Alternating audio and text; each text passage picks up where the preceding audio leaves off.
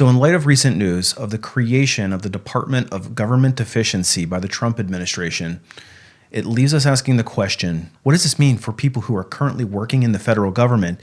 And is it still a viable career path for somebody who's looking to get a start in public service? Now, unless you've been living under a rock, you've probably already heard of the creation of this department, which will be headed by Elon Musk and Vivek Ramaswamy. And their mission order is to look at wasteful government spending and reduce it drastically, which will inevitably lead to people losing their jobs. Now, on this channel, I don't often talk about political related subjects because it's too polarizing, but in this case, it will directly impact people's career choices going forward and people who are currently sitting in roles in the federal government, so it seemed like it might be something worth covering. So let's take a look at the mission order of this department and see what its broader impact is on the federal government. And before we get into that, if you're interested in more career-related content just like this directly from a corporate recruiter, make sure you hit that subscribe button. You may also want to hit that notification bell so you don't miss any future content. So on November 12th, President-elect Donald Trump released a statement announcing the formation of the Department of Gov't Efficiency, otherwise known as DOGE or Dogecoin if you follow cryptocurrency. And it's going to be headed up by Elon Musk and Vivek Ramaswamy, who is going to be tasked with trying to dismantle government bureaucracy, to slash excess regulations, cut wasteful expenditures, and restructure federal agencies.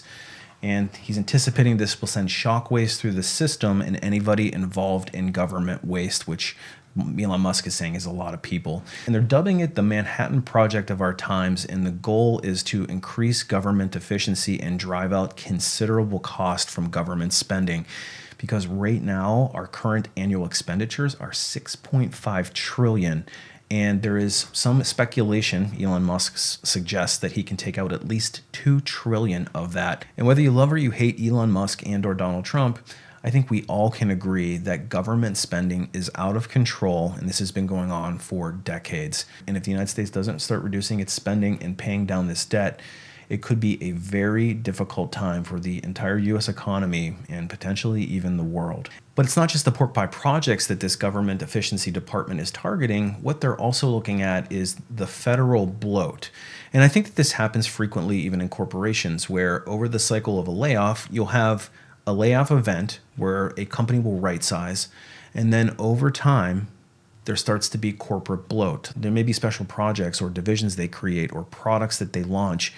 And over time, corporations tend to bloat and bloat and bloat. And then there's usually some major event that happens, whether it's 9/11, whether it's the subprime crisis, whether it's COVID, and they use it as an opportunity to do mass layoffs to right size. And that's why we often see major layoff events happening once every between 7 to 10 years. But at the same time, we haven't seen any appreciable shrinking of the federal government. And in fact, over the course of decades, it has bloated and bloated and bloated and gotten completely out of control, at least according to the Department of Gov't Efficiency. So here's a clip of Elon Musk talking about that. Well, we just take a look at all the federal agencies and say, do we really need whatever it is, 428 federal agencies? Like, there's so many that people have never even heard of, and that have overlapping areas of responsibility. We should, I don't know, probably we should get, I mean, there are more federal agencies than there are years since the establishment of the United States, which means that we've created more than one federal agency per year on average. That seems a lot. That's a lot. That's a lot. So we should have, that seems crazy. I think we should be able to get away with 99 agencies. I don't know, that seems a lot like a lot of agencies. It's a lot, yeah. Yeah. 2 per state, that's a lot. Yeah, exactly.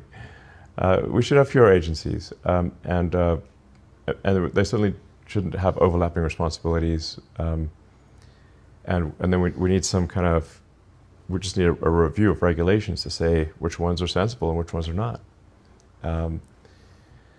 Because if you've got regulators, every year they're going to add more regulations, just automatic, like they just output regulations. And there's more laws and regulations every year until basically everything's legal, so we can't get anything done. So we need some kind of garbage collection for regulations that don't make sense. I think I'm saying very obvious things. You are saying obvious things. Yeah. So which will be very unpopular things. And then, of course, Vivek Ramaswamy also speaking to this. I think the major problem holding our country back, it's the federal bureaucracy. Target that cost, save the money, restore self-governance. And Sean, I think we did something pretty novel here, if I may say so. If I just want to say is this Department of Government Efficiency, it is built with an end date. We want to be done by July 4th, 2026. So for the first time in history, creating a department, creating a new government project that is designed to end when its work is complete. That's on the 250th anniversary of America's Declaration of Independence. And that's the gift we want to give this country on that birthday. Now, the question is how much are they actually looking to cut out of the federal government? And as we spoke about at the top of the video, Elon Musk said at a Trump rally back in October that the federal budget could be reduced by, and he claims at least $2 trillion, which seems like a very ambitious goal, which exceeds total discretionary spending, including the defense spending, which is estimated to be a total of $1.9 trillion out of the $6.75 trillion in the federal outlays for fiscal year 2024. This number is just staggering. $6.75 trillion. I do not know where all that money comes from. Now, the total number of jobs, which job titles, which agencies, and which locations would be affected by this remains to be seen. And in fact, I probably wouldn't expect to know anything more about that until they get under the hood. But regardless, $2 trillion cuts very deep. And I would expect there to be a fair amount of carnage in the federal government as a result of this. And of course, with Elon Musk's involvement, we have to look at what happened at Twitter when he acquired the company and changed it to X a few years back, and what the impact was there. What percentage of your staff did you fire at Twitter? One of the great business stories of the year. I think we're about 20% of the original size. So 80% left. Yes. So I mean, a lot of people voluntarily. Sure. But it's 80% are gone from the day you took over. That's correct, yes. So how do you run the company with only 20% of the staff? It turns out you don't need all that many people to run Twitter. But 80%? That's a lot. Yes. I mean, if you're not trying to run some sort of glorified activist organization and you're not care that much about censorship, then you can really let go of a lot of people, it turns out. Now, obviously, the decision to go into Twitter was met with a lot of resistance and was considered relatively controversial. But it does look like Twitter has survived and people have moved on to different jobs. And it seems like the dust has settled relatively okay with them rebranding into X. So again, politics aside, because that's not what this channel is about.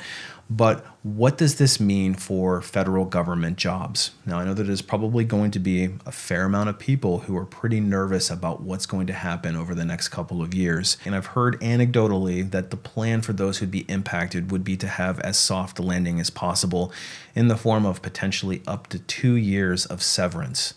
So plenty of time to, in theory, rebrand yourself and try to find another job. And understandably, there are some people in the federal government who are probably very nervous and worried about what might happen to them in the near future. And my advice to you would be as follows. I would take a long, hard, and most importantly, an objective look around my agency, around my department, and around my job title, and ask whether or not what I'm doing supports a mission-critical role or function. And if I can't answer that with a high degree of certainty, I think you should take necessary precautions and steps now before the shoe potentially drops. You don't want to wait until you're on the receiving end of a layoff to then suddenly start scrambling. And the good news is, if your job is impacted by it, there seems like there's going to be a very long runway for you, but nonetheless, you're going to have a lot of competition entering into the market at the same time. So now's the time to start differentiating yourself and be proactive. But I want to stress that I wouldn't just run off and quit my job thinking that something bad might happen. What I would do is just be very purposeful with your decisions, be eyes wide open, and be prepared. Start building those networks. Start building multiple streams of income. Start protecting yourself, because this is how you reclaim control in your career.